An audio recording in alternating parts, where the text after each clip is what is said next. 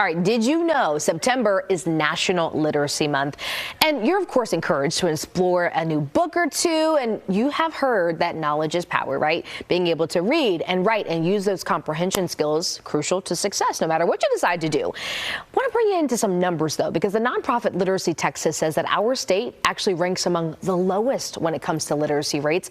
Texas is 46 out of 50 for adult literacy. Let's read more, friends. Literacy Texas says about 3 million Texans read below a basic level. And that brings us to tonight's Community Corner segment. We are honored to have Judge Shequitta Kelly Joubert. Thank you so much for being with us. Thank you for having me. So I'm excited to talk to you about this because you have written a book, Jade the Judge. It's right here on our table. We'll get to that in just a moment. But first, I want to talk to you because you do so much work in the community and you really see a lot of the issues that we have going on firsthand. Yeah. Why was it so important for you to be sitting on a bench as a judge?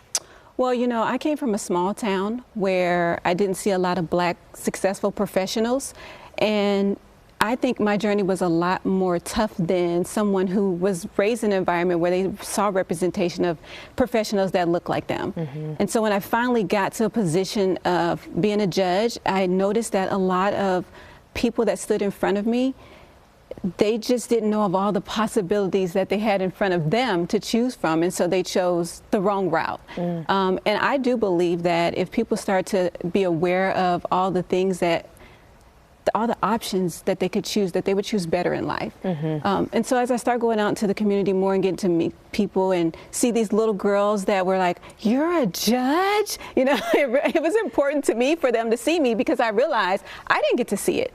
And because I didn't get to see it, I didn't even dream of being a judge. Mm-hmm. I had no idea that it was even a possibility for little me to be a judge.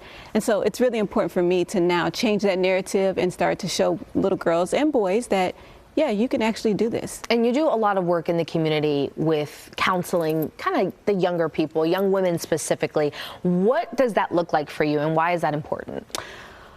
Well, I feel like a lot of the influence that young women are getting is from social media. And I noticed that a lot of these young girls are dressing a little bit more promiscuous and wearing makeup. I mean, I could barely wear chapstick when I was growing up, right? Same.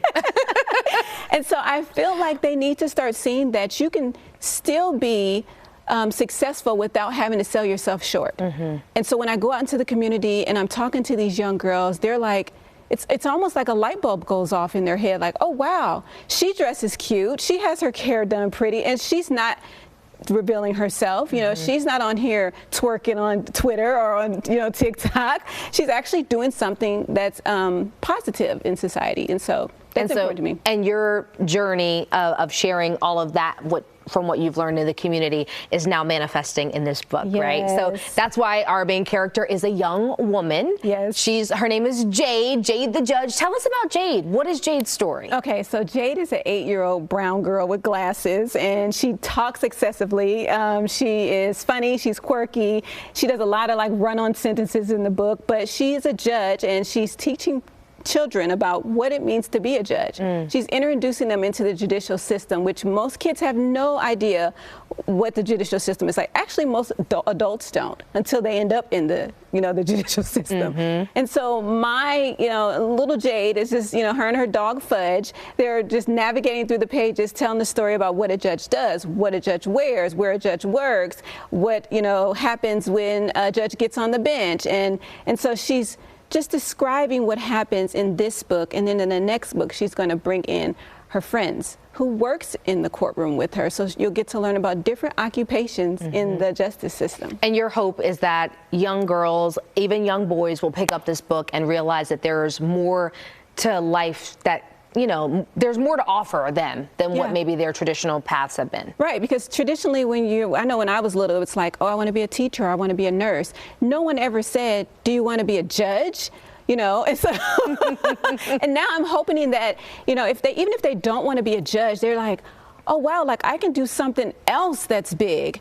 Opening their minds to more possibilities. Opening their mind to all different type of possibilities out there, to just dream much bigger than what I used to do. I didn't dream big enough. I love it. I think Jade the Judge is here to stay. I don't know about you guys. Book signing coming up this weekend at Friendship West. Tell people where they can find you. Yes, so I'm going to be at Friendship West, my church, which is 2020 West Wheatland in Dallas. And the book signing is at 12, so they can come by and get a book, and I'll sign and take pictures at noon. There you go. 12 o'clock, Jade the Judge. You can meet Judge Shequitta Kelly as well. Thank you so much for being with us. Thank you for having me. That is your Community Corner for tonight. We got more after this.